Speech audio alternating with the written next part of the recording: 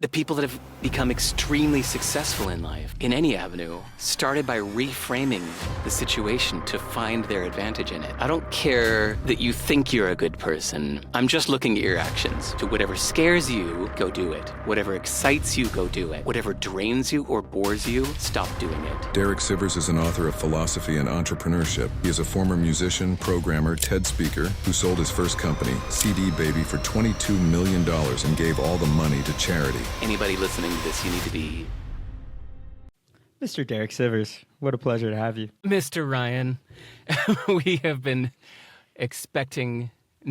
been trying to hook this up for 2 years.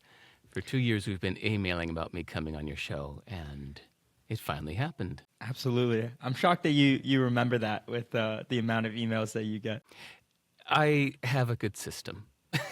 I built my own email system long ago. I actually built it for customer service for my company because I had like 28 people handling a few hundred emails a day.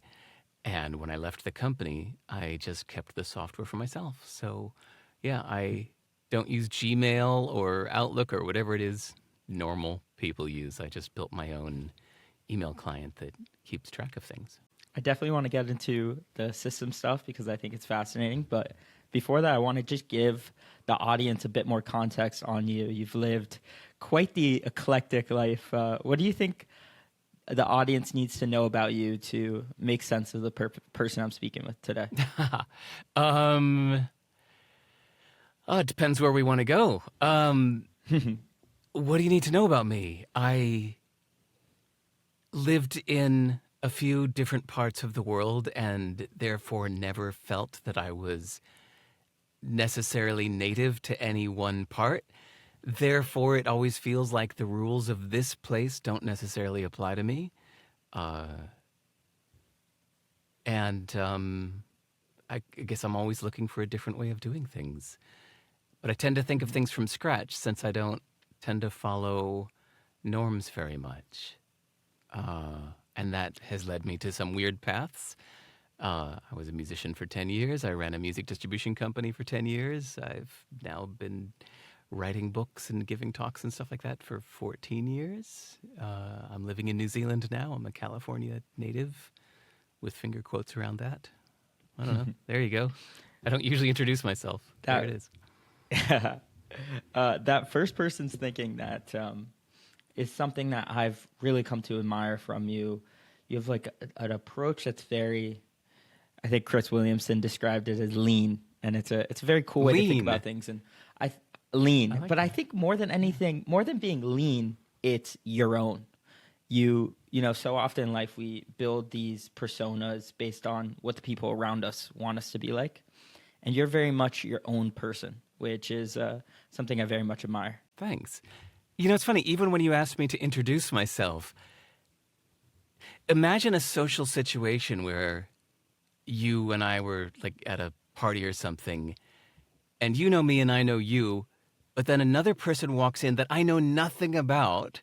Like, I don't know if this is... Imagine they're like behind a shroud or something. Yes, imagine we're at a Halloween party. Look, it's 10 days before Halloween, right? So imagine you and I are at a Halloween party, and somebody in a mask comes up, and I know nothing about them, and you say, "Oh, Derek, introduce yourself." Or tell them what they should know about you. And I think, well, I don't know, is this a 9-year-old girl or an 80-year-old man or an aggressive banker or a laid-back surfer stoner dude? I don't know who I'm talking with. And so who we are in the context of others or what others might find interesting about us depends on who you're talking to. So I think that's why I was maybe awkward in that introduction you just gave. Is like, I don't know your audience, Ryan, you do. One of my favorite things I've stolen from you is when people ask you what you do, and you're like, I don't know. I've never really thought about it. Yeah, I went to the TED conference a few times. The big, expensive, intimidating main TED conference, the one that happens once a year where the billionaires go. And when I sold my company, it was like a treat to myself. I was like, I'm spending the $7,000 on a ticket to TED.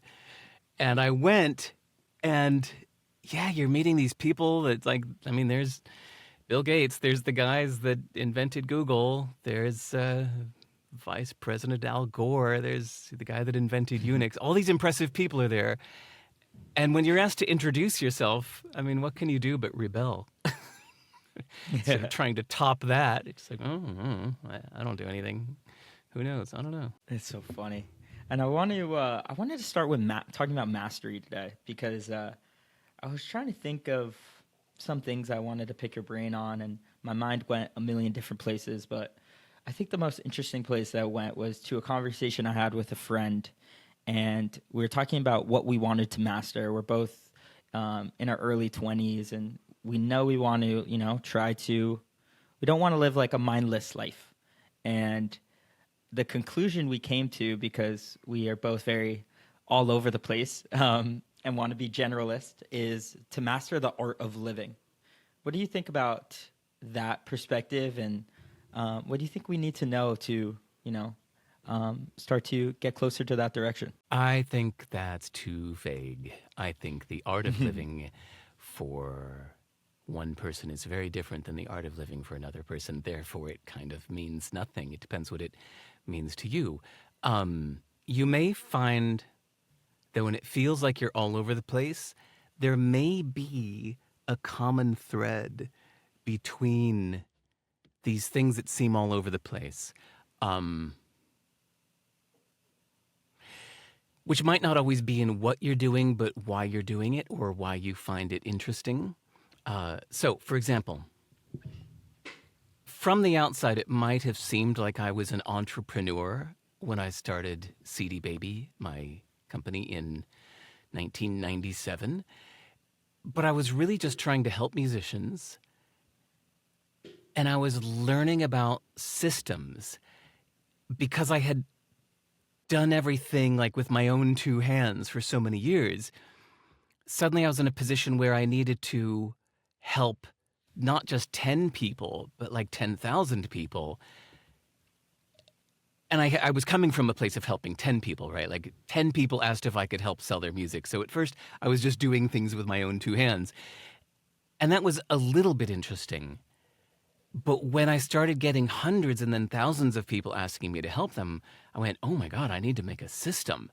And that became so interesting to me that I wasn't doing it for the money at all. I didn't care about the money. I would have done it even if it would have lost money. I would have done it indefinitely. Because it was so fascinating learning to build systems that help people. And I liked the warm and fuzzies of giving back to this community that had already benefited me. So that's why I was doing CDBaby.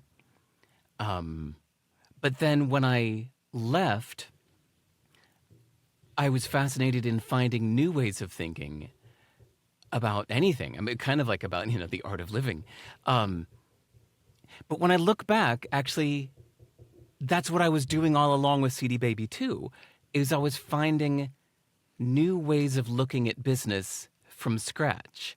Kind of like you said in the, a few minutes ago in the intro about me, is I love like tossing away all the priors from, even if temporarily, to say, okay, well, what am I trying to do? What do I really want? What's the most direct way to get there? Who cares what everybody else does? It doesn't matter. Ignore all that. What's for me, for what I want, what's the best way to get what I want? And it's fun thinking of things from scratch. And then I went all the way back to my years as a musician and realized that's what I was often trying to do with music too. That's why I was fascinated with music producers like Brian Eno that started questioning the whole process of almost like, what is music in the first place? What's the whole point of it? And breaking things down to nothing and then recreating it in a new way, the way you want. Suddenly I found a thread between making music, starting a business, writing books. There was a subtle thread underneath that, connecting them all. And that thread is what really interested me, not the different pursuits necessarily for their own sake. So when you say you and your friend are all over the place, it may be that there is a common thread that is your real pursuit underneath what you've been doing. What made you have that realization? Probably just wondering why I'm so interested in, say, writing. I thought, oh, this is really a new pursuit for me. I'm so into writing. And then I thought, wait a second, no, this doesn't feel new. It doesn't feel like something really changed. And then I had to go back and look at my past through that lens and going, oh my God, I've actually been communicating all along. Even programming is communicating. Oh my God, you're trying to think of how to accurately communicate to a computer what you really want. You can't just wave your hand and say, come on, make it happen. You have to be specific. And it can be the same thing with people. And shit, it can be the same thing with leadership. You can't just say, all right, come on, people, we've got this common vision. Let's make it happen. All right, everybody, go, go, go. It's like, no. You got to be specific to tell people exactly what to do, to make sure that we all understand, or exactly what outcome you're trying to get without assumptions. It's all communication. But it's not all communication. It's also like a colored filter. Have you ever played with Photoshop where you can... Yes. There's a thing you can do with Command 1, 2, or 3 where you can say, show me only the reds. Now show me only the greens. And it puts it into a grayscale, but grayscale according to just that color.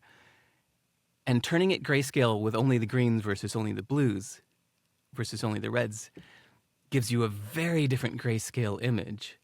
And so maybe it's like that, where you filter your actions in your past through different color lenses. So you can say, okay, well, now let me look at my past as if what I've been pursuing all this time has been status. Okay, I can see where that applies. That emphasizes different parts of my actions. Now let me look at my past through the lens of what I've been doing all this time is trying to make connections with other people. Ooh, okay, I could see it all through that lens. And in doing that, one of these things will resonate with you and maybe just be the thing that's most useful for you to believe right now, even if it's not necessarily true. Yeah. Sorry, that was really... Sorry, Ryan. Yeah, that was really abstract. I hope that was... I hope I didn't go off into... No, absolutely. I love abstract. Made sense for me. Like you always talk about, nuance is the key. Nuance is the key. It really unlocks a lot of things. And when it comes to like the more practical answer, I guess, or question would be, how do you find that line that connects all these things? Do you think it's just a combination of taking actions forward, trying to move forward in life, and doing some reflection alongside that? A lot of reflection. So first, let's be clear. There's not the line or a line. It is, like I said, with the many different colored filters, whether you're looking at it through status or communication or connection or just money or curiosity, you could filter your life through any of these lenses. And not a single one of them is necessarily the answer, but it's just one possible way of looking at it.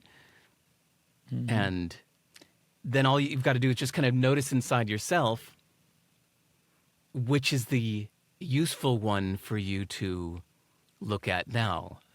Look, say that you're on the brink of something that you're pursuing right now and you're just not feeling quite enough motivation, or you're feeling stuck, not sure what direction to go. And if you spend a lot of time reflecting and looking at your past and you find a certain thread there, or you find maybe 10 different threads, but one of them makes you jump out of your seat and take action, well, then that's the useful one to jump on. And if you want to declare it to be true and you want to declare it to be the one, and if you want to say, Ryan has finally found his mission, like this is what I'm really after, forget everything else, this is the one thing, if that helps you, great. Then adopt that belief.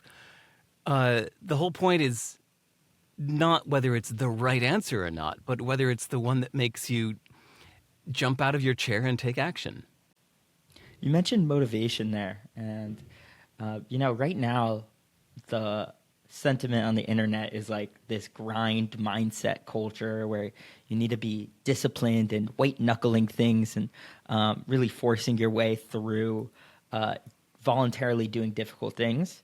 What's your perspective on discipline and motivation? Do you think it's necessary? Again, nothing is necessary. You need to only judge it by whether that belief works for you now. So if feeling that discipline is necessary is the missing piece for you right now, that makes you take the actions that you want to take, if that belief is working for you, then that's what you needed. But never confuse that with it being the right answer. It's just, it can be timely too. There are times when what you need is to go to sleep, and there are times when what you need is to wake up. And neither one of those is the answer, but at different times of the day, it is for you. So there are times in your life when discipline is the right thing that Ryan needs now. And there are times in your life when letting go of discipline might be the right thing you need.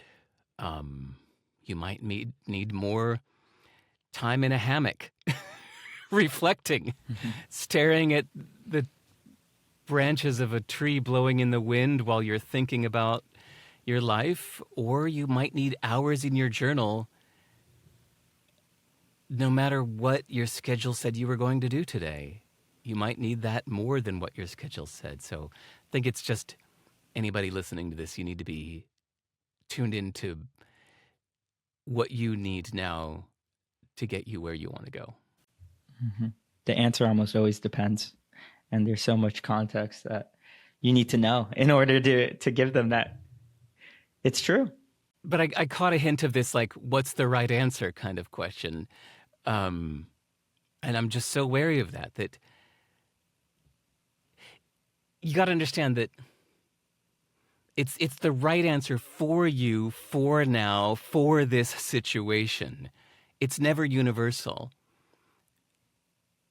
That's why it's kind of funny when people write these books saying, here's the way. This is it. Here's what everybody needs. Stoicism. That's everybody's answer. Or, whatever it may be. Here's the 12 rules for life. This is what everyone needs. It's never true. It's never what everyone needs. It's what that author, and maybe a few people close to that author, maybe needed at a certain point when writing that book. But it's never the answer. You just got to ask yourself, is this what I need now? There are tools in the toolkit. Like, I love that perspective of just thinking of it. Yeah. Like, you have this kit of things, and, sometimes the hammer is the right tool, but not always. Yeah.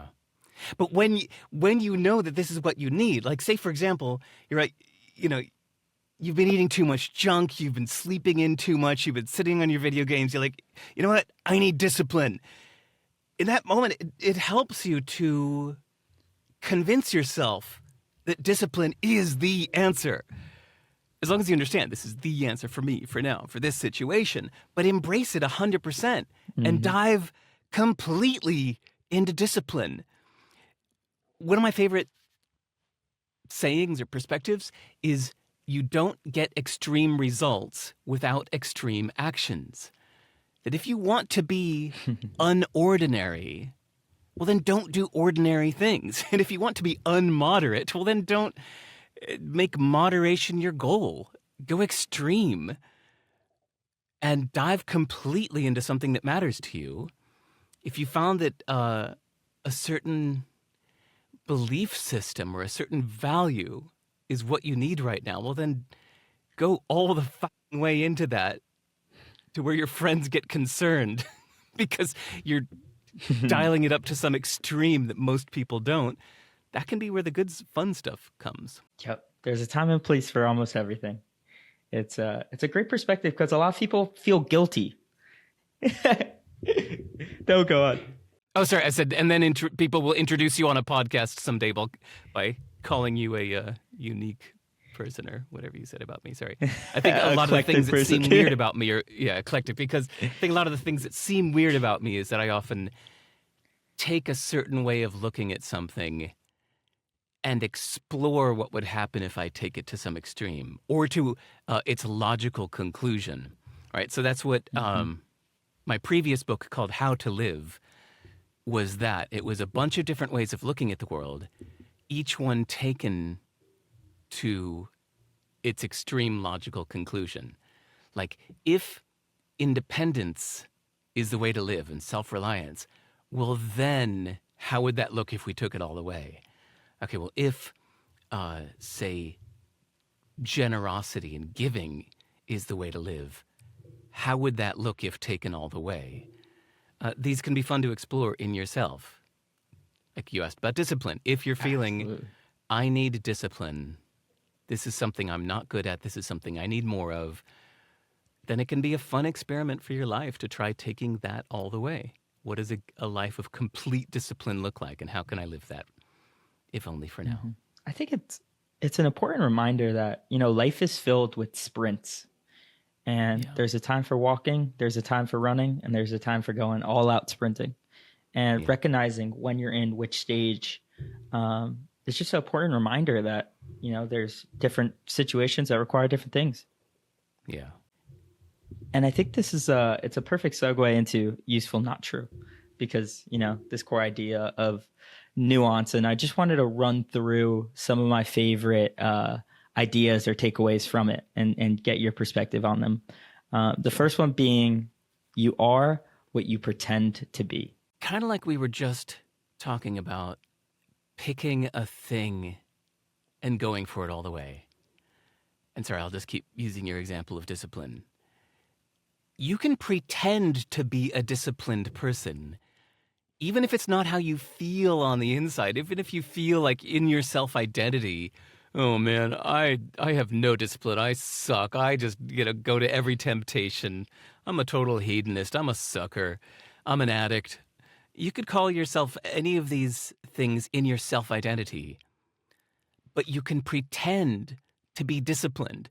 You can, and sorry, when I say pretend, I don't mean by telling others, I mean by acting like it. Act like you are disciplined. Set your alarm at this hour and do exactly what you said you were going to do, whether you feel like it or not. Don't give up until you reach the desired outcome. Even if you have to put on some theme song music or give yourself an alter ego name, I am the tiger or whatever. You can pretend to be this disciplined version of yourself. But by pretending to be that, you are that. And I find that so fascinating, that you can feel like a shy introvert, but if you find yourself in a social situation, you can pretend for just 30 minutes to be a social extrovert. But by pretending to be one, you were a social extrovert for those 30 minutes. And this way of thinking about it is so helpful to realize you don't have to align your actions with your internal self-image. You can just do the thing that you want to do, and just by doing it, you are becoming that. So you can pretend to be disciplined, you can pretend to be ambitious, you can pretend to be an athlete, and do the actions 1 hour a day that would make you, the pretending to be a fit athlete will turn you into a fit athlete. It reminds me of this journal entry from Michael Jackson, where he talks about how he no longer wants to be Michael Jackson. He wants to This be is the MJ one. I saw your Instagram. I saw that. Yes. That was a great quote. I am It's a MJ. beautiful I will quote. be this. What did you like about that? I was curious. I liked how you don't have to be one thing in life. And people get this identity set in stone at a young age, and then they go with that identity for their entire life. They identify as a certain thing, and then all their actions are a reflection of that. And I just love an individual who realizes that's not the person I want to be, and especially a little later in life, and has the fortitude to change that about themselves. Yeah. It's amazing to realize that you are definitely not some sub-persona that you've made, that isn't necessarily all of you. I used to have on the homepage of my website, and just kind of an about me, this is me thing, that said, I'm an introvert, and I think I even said like INTJ, because I took that little stupid Myers-Briggs test like 15 years ago and said INTJ, so I've just copy-pasted that since. And I got an email, just a tiny email from a guy in Germany saying, Derek, I don't think that's true. I don't think that's all that you are. I think that might be who you were at the moment you took that test and who you are in some situations. But don't you act differently in different situations? I think that's all the email has said. And I went, whoa, holy shit. Thanks, random German dude, for challenging me. I was like, that's so true. I'm not always this way. I do adapt for certain situations. And it really just kind of opened my whole self-identity. It's like, I kind of went to my homepage of my website and I deleted this whole I'm an introvert thing, or maybe part of it's still there. But it made me question that, because in some situations, I act like a total socialite, a real extrovert. And in some situations, I feel like one. It's rare, but there was a wonderful way to challenge this whole idea of like, well, this is who I am. I think we should all challenge that. If you catch yourself feeling, well, this is just who I am, that's how I am, well, challenge it. See if you can prove it wrong. I catch myself in conversation often with friends. If they ever say they're an introvert, I'll say, are you an introvert, or do the people around you just aren't like you? Because it's so often now that if you're a unique person, if you have very weird interests, you think you're an introvert, but where in reality, you aren't by your people. Right. You imagine the cliche of somebody who's into chess and nothing else, and they have nothing to say to the girls focused on their fingernail colors or something like that, but you put him around a bunch of other chess dudes, suddenly he's got a lot to say. It's a nice idea. I like that. No doubt. Wait, sorry. When I'm traveling and people, if you're sitting next to somebody on an airplane or you're just encountering a lot of strangers that ask you that shallow question, like, what do you do? I always just say I'm a computer programmer, because for most people that makes them go, oh. And it ends the shallow conversation. Right. Or somebody can say like, oh, you back end or front end? Oh, database. Oh, PostgreSQL. I'm like, oh, dude, are we really going to talk tech now? Oh, yeah, I can talk tech. Let's do it. Let's dive into this. What are you using? And I love talking with other programmers. So it ends up being a fun filter by just saying I'm a programmer. I love, like, if you ever want a great heuristic for people who like want to have things to say in that situation, is just giving people stuff to grab onto in those situations when someone asks you what to do, instead of giving that one word answer, unless obviously you don't want to speak with the people. But it's a great heuristic for people. Usually I was talking about, like, I think my usual desire is to shut things down if I'm really just getting from point A to B and I'm trying to just go through life. I don't feel like getting into it. But yeah, of course, if you're having a conversation, I guess it depends. How much do you want to have a conversation with this person? If you're really wanting to engage, well then, yeah, you look for those little hooks to hang on to, and you give them any of yours that they might grab onto, and you look for theirs that you can grab onto. And conversation is fascinating. Yeah. As you know. It really is. It's an art within itself. The brain invents explanation. We quickly touched on this, and what really stuck out to me about this section was what you learned about individuals who have a disconnected left and right side of the brain. Yeah. So what I'm about to say next, if you're listening to this, don't think that this does not apply to you. But there's some otherwise normal people that had some kind of problem in their brain where the correct fix was to sever the surprisingly small connection that connects the left and the right half of the brain. I forget what it's called, something with a C, corpus callosum, something. Anyway, um, sometimes brain surgeons need to sever that. And so now you live an otherwise normal life, but the right and left halves of your brain are separate. And psychologists study those people to try to understand the mind better. And what they found is that you can give a message to somebody's right ear, like, please close the window, and they'll get up and close the window. And when they sit down, you can ask their left ear, like in the headphones, why did you close the window? And they'll say, oh, sorry, I was a little cold. Is that all right? And they really completely think that the reason they got up to close the window was because it was cold and they were feeling a little chilly, and that's the reason. Because the left half of their brain doesn't know that the right half got this message, please get up and close the window. So there are a few more examples of this in the book, but the point is we all do this, but we don't realize it. We don't realize that our brain is lying to us. Our brain doesn't like to say, I don't know. So if you ask yourself, why did I break up with her? Your brain will say, well, it's because blah, blah, blah, blah, blah. But the truth is you don't know. Your brain might have just made up an answer because you asked, like the person that said, oh, I got up to close the window because it was chilly. But it's probably not the real reason. And you can never know the real reason, because who's to say? And if you think your brain is to say, well, your brain will lie to you. So the lesson learned is that when somebody asks you why something, you just shrug. And also you can stop asking other people why they did something, because you're just asking them to lie. You know, why did you do that? Why did you cancel the appointment? Why are you late?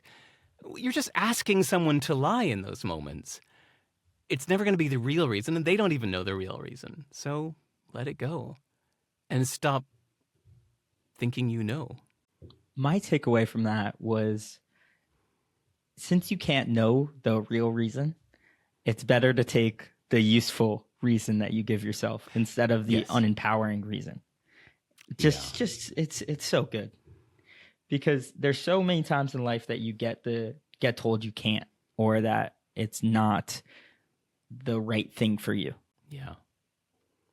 The useful reason, useful as measured by what is helping you actually take the actions you need to get you where you want to go, to help you be who you want to be, to do what you need to do, or to just feel at peace inside. Because sometimes that's all you need, is to just say, make peace with the past, or let go of thinking that you can do everything under the sun.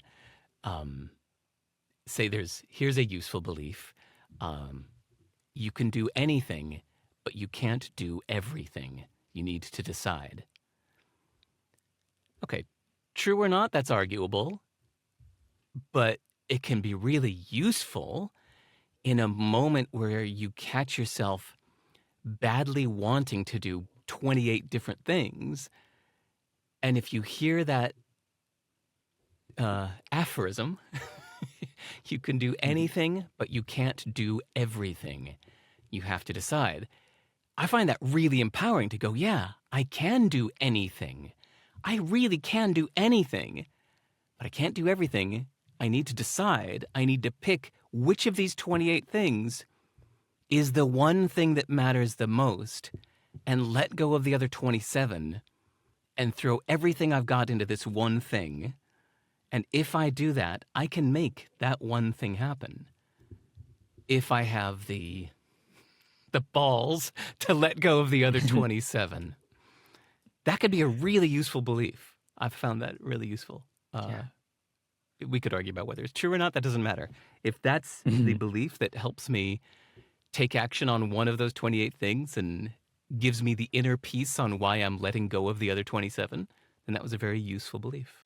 It loosely reminds me of something I've heard you say in the past, talking about Charlie Munger's investment advice, where he said, he's like, think about investing like if you had a punch card and you could only do, let's say, 12 investments in a lifetime. Think about how calculated and how much you would wait on making the right decision? Yeah. For somebody, that might be horrible advice. That might not be what they need. And for somebody, that might be great advice. If somebody's doing too much, or if somebody is not doing enough, you need to kind of ask yourself. Here's a related example. Let's talk about beliefs that are useful to some people, but not to you. I like to believe that everything is my fault. That no matter what, even though I'm living in New Zealand and I'm not a U.S. citizen or resident, and so I will not be voting or cannot vote in the upcoming U.S. election, I could take it on myself and say, whoever gets elected, that's my fault. I let that happen. I didn't work hard enough to make my desired outcome or whatever. You could take the burdens of the world. You could say that famine is my fault. Whatever, world hunger, the unrest in the Middle East is my fault. I should be able to do my part. And maybe if I really committed my life to it, then I could change that. And therefore, everything's my fault. The fact that my friend canceled dinner last night, that was my fault. If I was a more appealing dinner guest, then my friend never would have canceled. He would have made sure that no matter what, he would have been there. So you could get mad at the world for everybody else that does things that aren't to your pleasing, or you can take it on as your fault and say, I can handle all this. Okay, for me, that's an empowering belief. I love thinking that everything's my fault. I talked about it publicly once, and a handful of people came and saying, Derek, that's the most awful thing I've ever heard. You don't know the kind of guilt that I was raised with. I was raised with the parents that just put the guilt of the world on me. And I've spent my whole life trying to tell myself that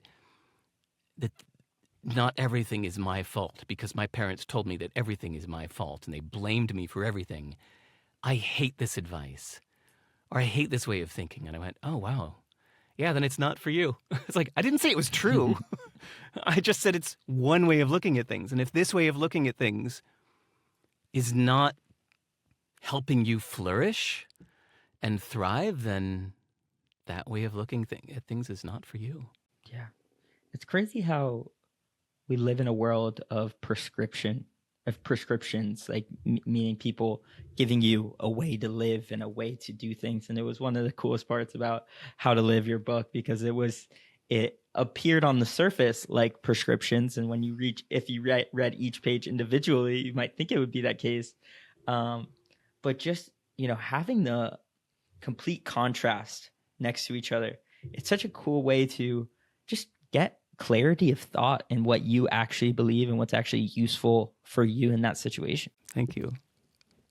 I liked that format too. I did as well.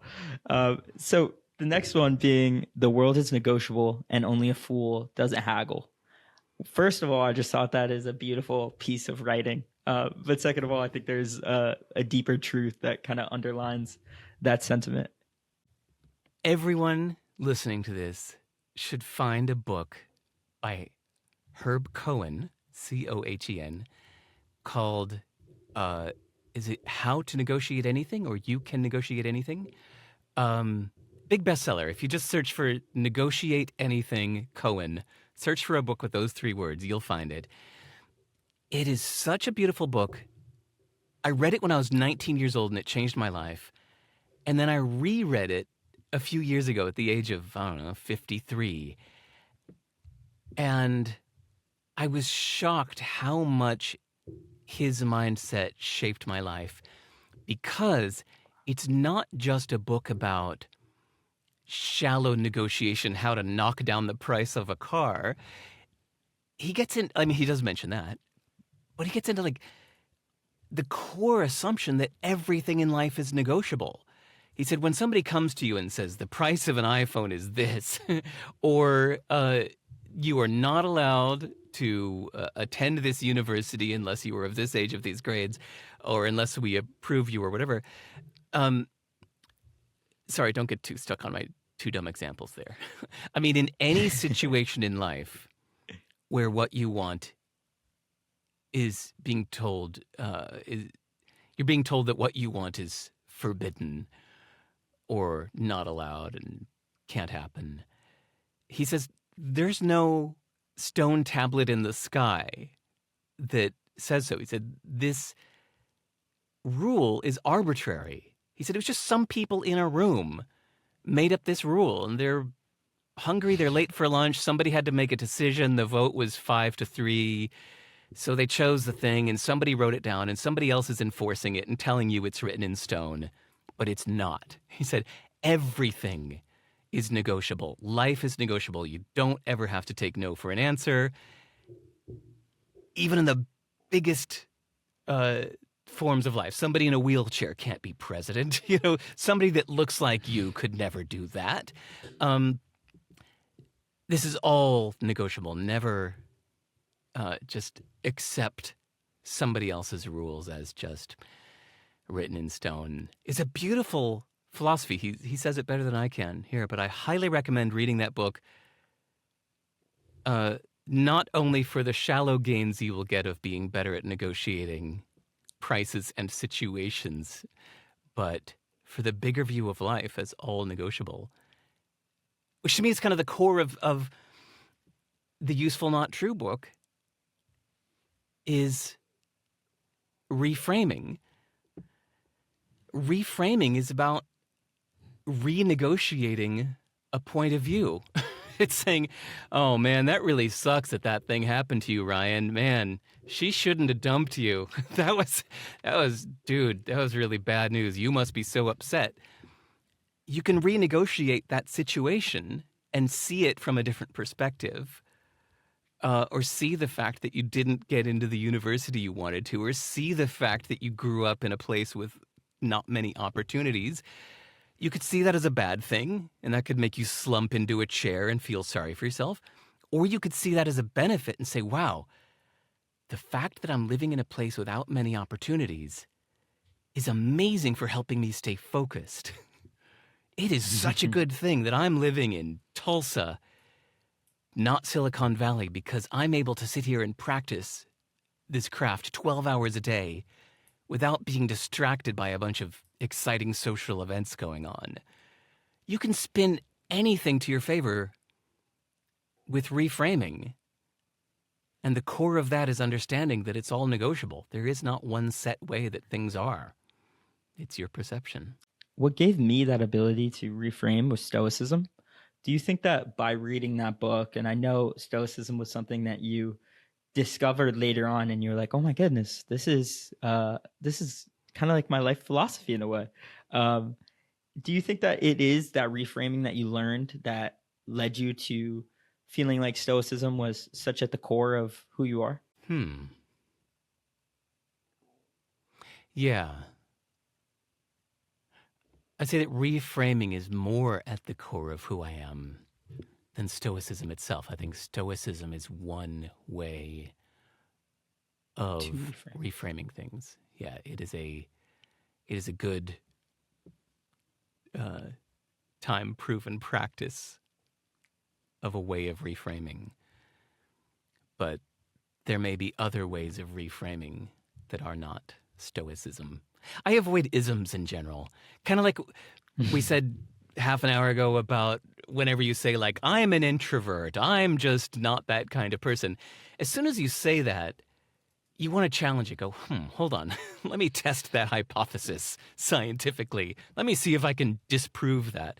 Well, same thing with isms. As soon as I hear an ism, I'm like, that sounds like you're just buying into somebody else's package. That doesn't, it sounds like that's not being fully thought through. You're not thinking fully if you're just adopting somebody else's ism. You might not be thinking fully. So I'm wary of any isms. I know you're definitely not a person to give advice willy-nilly, and you don't strike me as a person to take advice or to take or give advice. When do you think advice is useful? When it is useful, I guess would be the answer. Advice is useful like flipping a coin is useful, like strong opinions are useful. And it goes like this. If you flip a coin, say you're 50-50, you can't decide on something, you say, I'm going to let a coin toss decide. You flip a coin, heads or tails, you decide tails, it lands. There are two moments you notice. When it's in the air, are you subtly wishing that it will land on heads or it will land on tails? Which way are you just noticing a tiny little whisper of a voice inside yourself, wanting it to be more one way than the other? And then at the moment when you see what it turned out to be, are you disappointed or glad? You don't have to follow what the coin says. The coin is not the point. It's about noticing that you aren't exactly 50-50, that you are in fact 49-51. And so which way are you secretly leaning? That helps you decide, not the coin. You don't do whatever it says. Tails, damn it.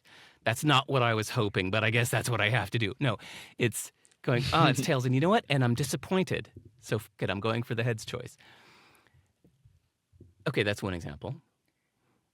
It relates to advice because if somebody says, Ryan, you know what you need to do? You need to shut down this podcast right away. You need to follow this way of being. I know the strategy for you. Trust me, this is what you need to do. You need to move to Hollywood. You need to something. You need to do this. This is the way for you, Ryan. Trust me. I can see this in you. I know this is the way. Kind of like the flipped coin. If something in you goes, oh my God, he's right. And this is so exciting to me. And this is what I've been needing. I'm going to move to Hollywood and do this thing. Well, then that was good advice for you. If it inspires you, it excites you, it revs up your actions, it makes you take action before where you were taking none, it makes you try things.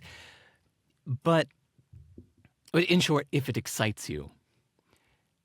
But on the other hand, if somebody says, Ryan, here's what you need to do, and they give you some advice, and you go, yeah, he's right. I really should do that. Well, then kind of like the coin toss, that's not for you. No matter how informed the advice may be, if it's draining your energy, it's not the right choice for you. And lastly, I said strong opinions. Brian Eno, the record producer that has produced some legendary pop rock records from U2 to Coldplay to David Bowie, he said that his main role in the recording studio is to have strong opinions. Because when the band is in there and the guys from the U2 are fighting among themselves and they say, man, this needs to be harder. Man, this needs to be softer. No, this needs to be this. And he'll say, no, boys, you know what we need to do? We need to get rid of the drums entirely. The drums are the problem here. Get rid of the drums, the problem is solved. And he says it with such conviction that if everybody goes, yeah, all right, that's a good point. Well, then, okay, it's solved. Or if everybody goes, what are you, nuts? Get rid of the drums? Absolutely not. He goes, all right, glad I could help. I was just presenting a strong opinion so that you'd have something to disagree with or not. So my job in the recording studio is to have strong opinions. It could be very useful for the world if you went out and gave extremely strong advice, with strong opinions, maybe even extreme. And some people would say, what are you, fucking nuts? That's awful. You say, okay, great. Glad I could help solidify your argument. What's interesting about that is it takes a lot of courage, and a lot of times, like, to take an example of, let's say, your parents giving you advice to go to college and study this, and then deep in your heart, when you hear them say that, your heart sinks and you're like, I really don't want to do that. But it takes a lot of courage to, in spite of the advice, do what you think that intuition is telling you to do. Right. The tricky thing there is impulse versus wisdom. So there's a thing in the Useful Not True book where I say your first thought is an obstacle. That too often we glorify the first thing that comes to our mind. Something happens, you have a reaction, and you call that instant reaction authenticity. You say, this is who I am. It's like, no, that was just your first stupid impulse reaction. If I hit your knee with a hammer, it's going to kick. That's not who you are. That was just your impulse. If you were to think through it, do you think that kicking right now is the right thing to do? Probably not. You just did it because something hit your knee. It was just an impulse. And so there are times when somebody can say, Ryan, you need to quit smoking. And your first reaction will be, what? F you. No, I like smoking. It's who I am. It's this. And you might come up with a bunch of reasons why you enjoy smoking and f you, I'm never going to quit. But that doesn't mean it's the right thing. The person who tells you to quit smoking is actually right, even though you don't like it, even though your impulse said no, even though your identity says, I am a smoker, f you can't make me stop. It is actually the right thing to do to stop. So sometimes, maybe most of the time, it actually can be the right thing to do to follow the advice of people who know better. And that's, say, for example, the religious kind of thinking. And by religious, I don't even mean a spiritual belief. I'm again, sorry, in the book Useful, Not True, I learned the distinction between religion and belief. And it was actually written by the head of theology at New York University, wrote a book called The Religious Case Against Belief, where he makes the distinction between religious beliefs and religious actions. And in distinguishing that, you say that actually, in most of the world, religion is more about the action. What you believe inside your mind doesn't matter, because it's nonsense anyway, and who knows if you're just lying to yourself. What really matters are the actions. And you can say that the history of religion is people distilling very wise actions to say, just do this.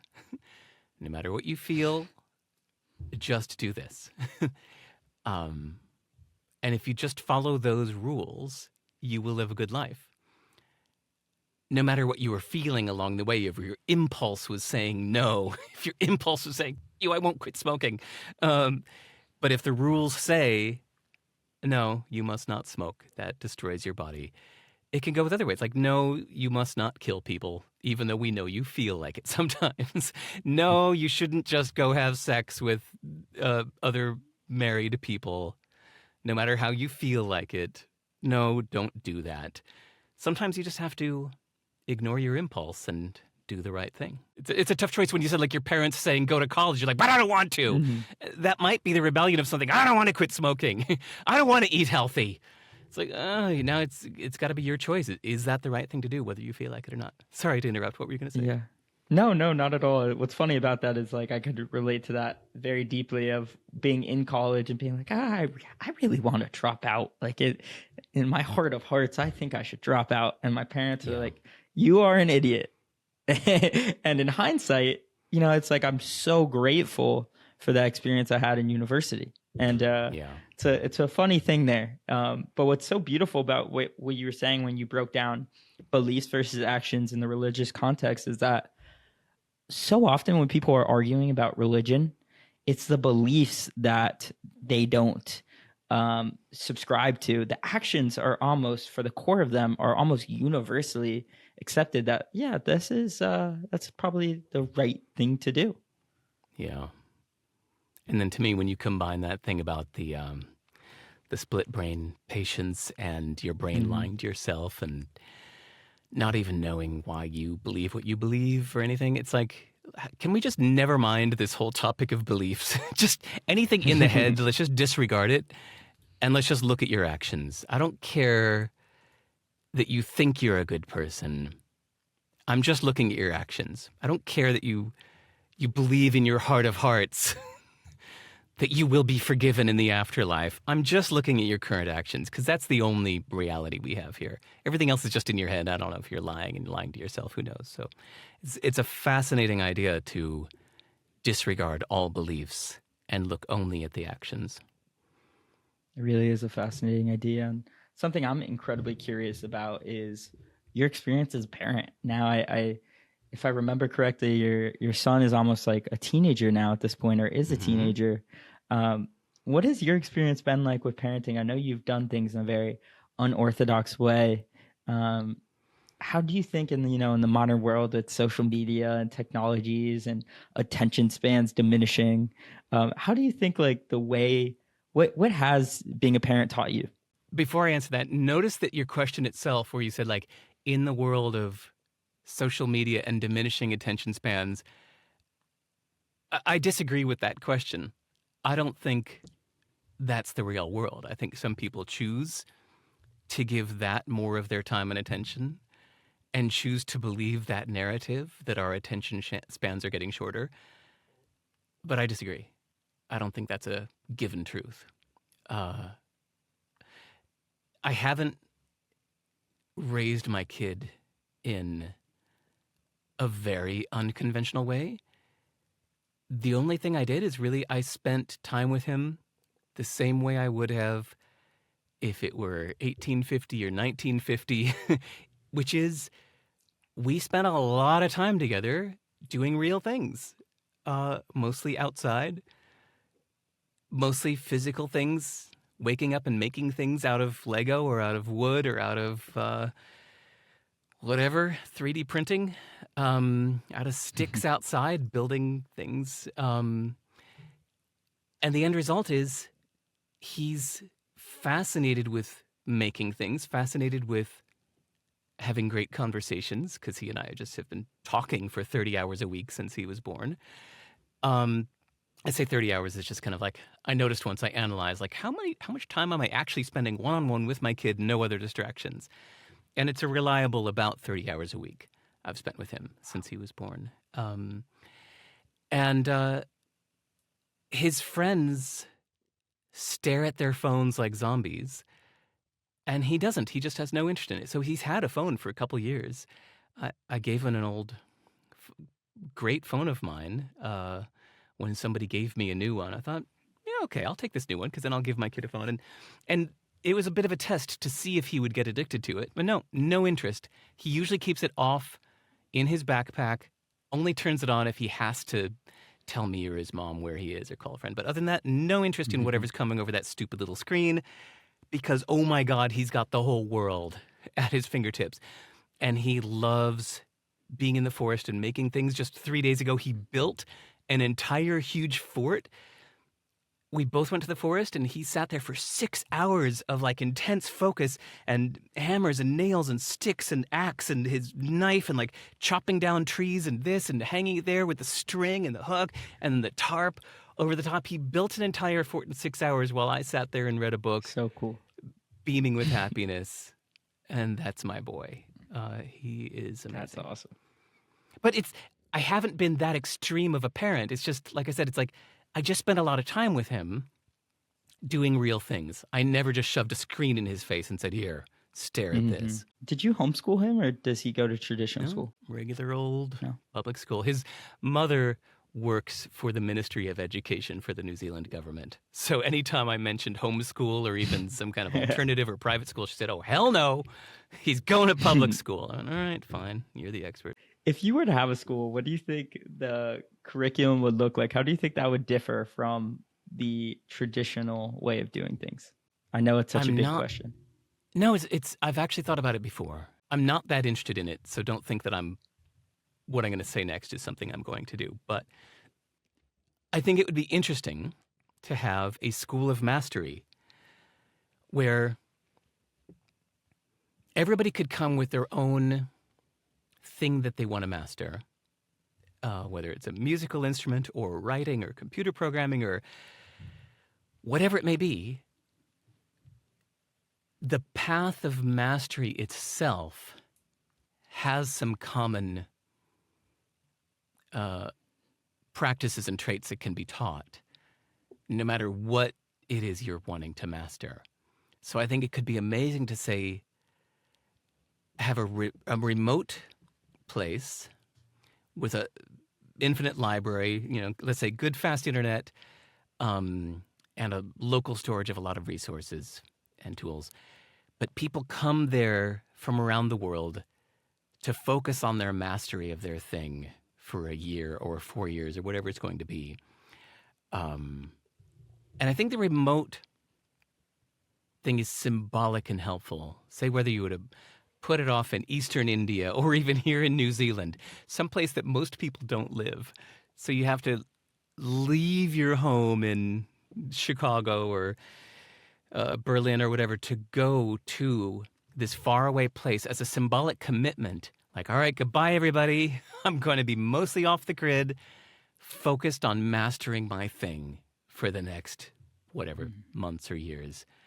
And you go to this faraway place that takes care of your room and board and feeds you for and gives you the place and just enough solitude and resources and guidance from people that have walked the path of mastery before and can help keep you and guide you on the path to mastery of whatever it is you want to do.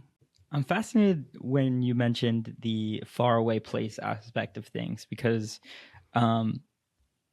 it's funny how in certain sports, especially like combat sports, where a fighter would go into fight camp and they'll go out to the mountains or somewhere far away, and it's just them and their team, and it's just a single focus for a certain amount of time, a short sprint. And there's something, I don't know if it calls deeply to me or to a lot of people, of the beauty in something like that, and the beauty in, saying F it to the rest of the world and going into the wilderness and just having a single focus. I don't know what it is, but to me, it's just a very romanticized idea in my head.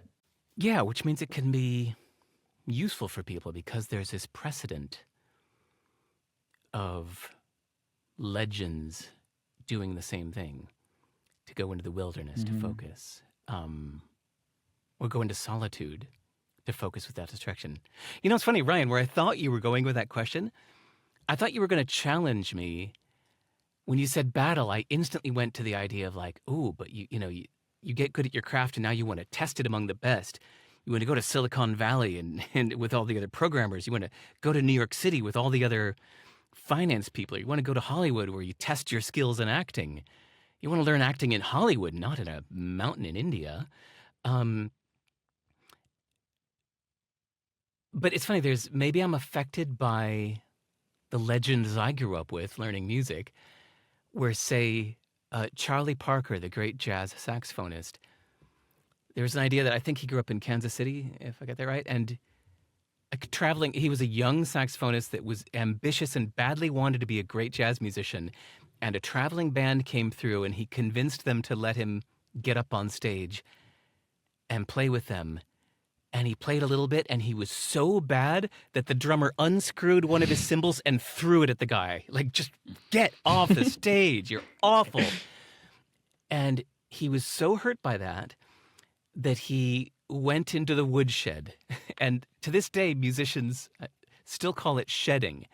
I'm shedding, which means I'm practicing in solitude. I'm alone in the woodshed practicing my instrument. That might have actually started with the legend of Charlie Parker, going into the woodshed for a few years of intense, like 12 hours a day, just practicing his scales, his arpeggios, his harmony, his this and that, and his finger exercises, and a few years of intense practice. And the next time a band came through, after he had put in the hard work of shedding, then he got up on stage again, and everybody was like, damn, where did this kid come from? He's amazing. And then he moved to New York City to put himself into the heart of the scene, where again, now thousands of people said, damn, who's this guy? Get him a record contract. Get this guy out to the world. And he became a legend, but it's because he put in the solitude craft of the shedding. So I think both can be necessary. You can't just stay in the shed forever. but you don't want to go straight to the battlefront too early. You'll get yourself killed. No doubt. There's a time and place for both things, for sure. And I'd be remiss if we didn't talk about hell yeah or no, because it's a frame that has been incredibly useful in my own life, and I always tell it to people, and they're always like, that is good, that is good. But what is it, and when do you think it best applies, and when do you think it worst applies? Hell yeah or no is, in short, a saying that when you're overwhelmed with too many options, you raise the bar all the way to the top. So you say, if I'm saying anything less than hell yeah, meaning no more yes or no, if I'm saying anything less than, oh, hell yeah, that would be amazing, anything less than that, I'm going to say no to. By doing that, you're saying no to almost everything. And you're leaving space in your life. You're not trying to fill every space. You're leaving time and emptiness in your schedule so that when that occasional thing comes along that makes you say, oh, hell yeah, now you have the time and energy to throw yourself into that one thing completely because you didn't say yes to all the lesser along the way. So it's a strategy for a certain situation when you're overwhelmed with options. And do you think that best applies with the biggest decisions in your life? It can apply where to live, who to be with, that sort of thing? If you're overwhelmed with options, yes. I think the situation is more important to notice. If, yeah, Ryan, if 100 girls are begging you to be with them and you've got so many choices, well, then, yeah, you should be adopting a hell yeah or no philosophy to these 100 women that want to be with you. But if there's really just, say, one person that really wants to be with you and doesn't take no for an answer, hell yeah or no is probably not the right philosophy. Actually, hold on. Scratch that stupid example.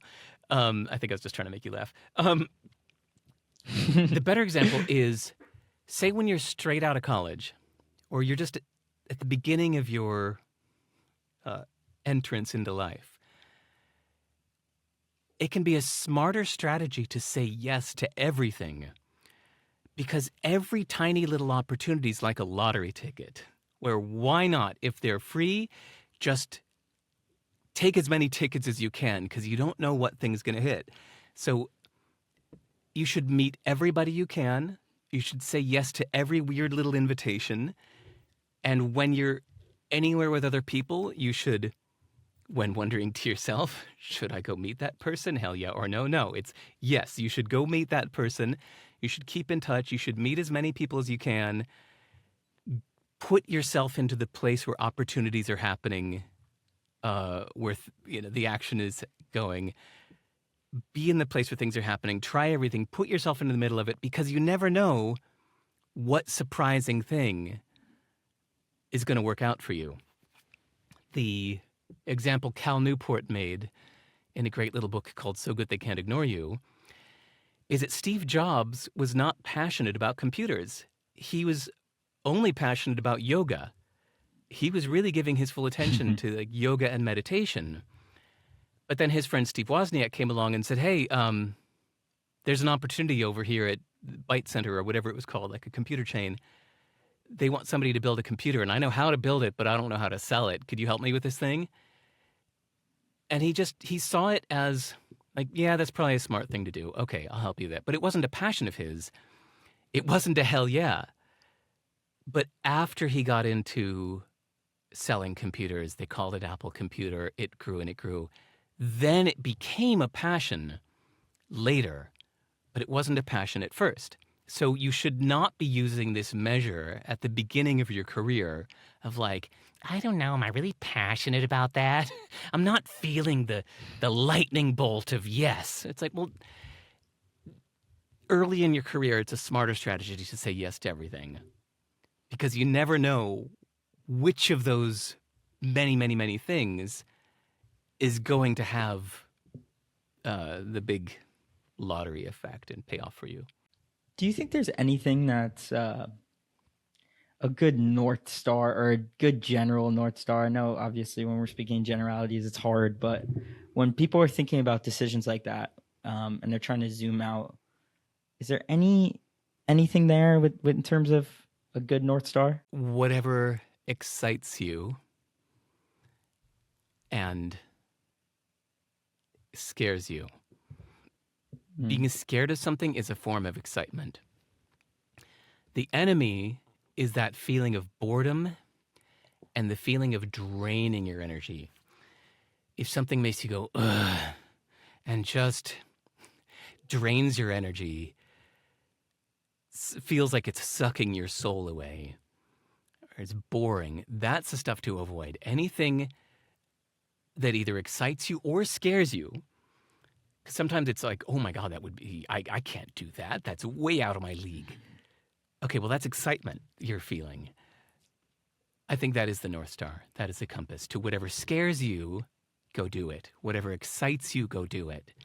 Whatever drains you or bores you, stop doing it. I think that's the simple compass. I love that. It reminds me of starting this podcast and those feelings of, oh my gosh, that's a little bit out of my realm. But there's a lot of nervous energy, a lot of nervous excitement. I think that's such a great North Star. Dude, it was 2 years and 4 months ago. I looked it up before our call. It was 2 years and 4 months ago that you sent me an email saying, hey, I just started this podcast. And here we are. Stuck it out 2 years and 4 months later. Here we go.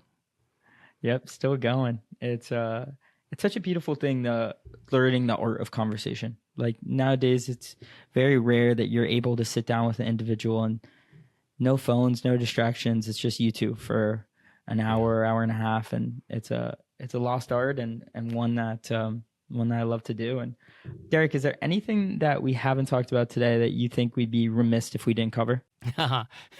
You've used that word remiss twice now. Have I? That's Too impressive. much. Oh, goodness. No, okay. The first time you said it, I went, wow, that's like a word that I've heard in writing. I've never heard somebody say, I'd be remiss.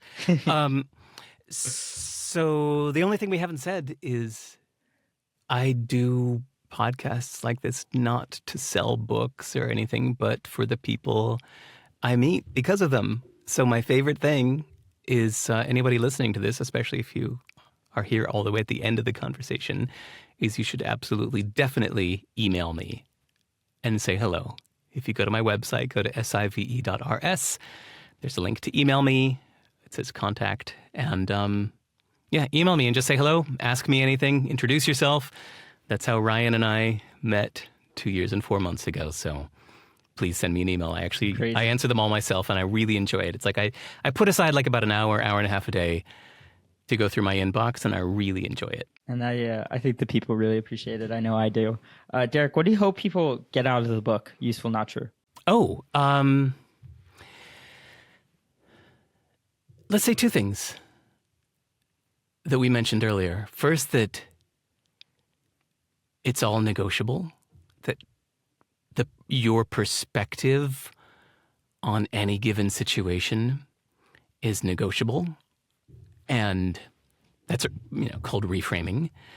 I think that's the key to almost all strategy.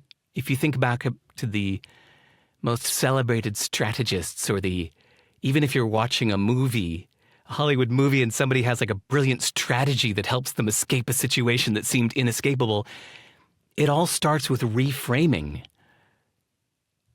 The people that have become extremely successful in life, in any avenue, started by reframing the situation to find their advantage in it. So first you got to realize that the situation is not just the way it seems as your first thought, but there's another way to think about it. So that's one thing. And then second is to judge all of these thoughts and beliefs only for the actions they create. That's it. Beautiful. I highly advise people go pick up a copy. Derek does an incredible job of taking away all the fluff It's just Yeah, like, it's a it's tiny just like little book. wisdom bomb, wisdom bomb, wisdom bomb, and then next thing you know, the book's done. It's an incredible piece The of whole work. And I audiobook, how appreciate long it. have we been talking? Yeah, I think the entire audiobook is the same length as this conversation we just had. It's a 90-minute audiobook. So, yeah, I Were you eliminated... successful in doing it in one take? Yeah. Yeah, in fact, Yeah. 3 times I did it in one take. People who bought my early, advance copies, because I'm standing in my little recording studio right now, I just have this in my house. So I'd be sitting there, it's like a Wednesday at 2 o'clock. I'm like, all right, I think I'm done. I think I finished the draft of my book. I've been reading it out loud as I went. It feels good. By 2:15, I'm sitting here in my recording booth recording the audiobook. And I just do the whole thing in one take. By 4 o'clock, I'm done. And by 5 o'clock, it's up on my website for people to buy. It's So a wonderful way of distributing your thoughts, is to get the shortest time between when you feel done and when people can check it out. Because then along the way, in that first draft, which felt pretty damn done to me, a lot of people said, I don't understand what you mean about the aliens here. I'm like, and then the second, then the third, then the fourth, and the fifth person all said, yeah, I liked everything, but what was that bit about the aliens? That made no sense. I'm like, all right, I got to either rewrite that or chop that chapter about the aliens. It helps to get that kind of feedback instead of just leaving that up to a single editor and then sending it off to Penguin Random House and waiting a year before it's suddenly on bookshelves in airports. And then you got to wait to get that kind of feedback. I love the quick loop of immediately releasing what you've done. So Absolutely. Yeah. Well, Derek, thank you so much for doing this today. It's such a pleasure, and I appreciate your wisdom and thoughtfulness as always. Thanks, Ryan.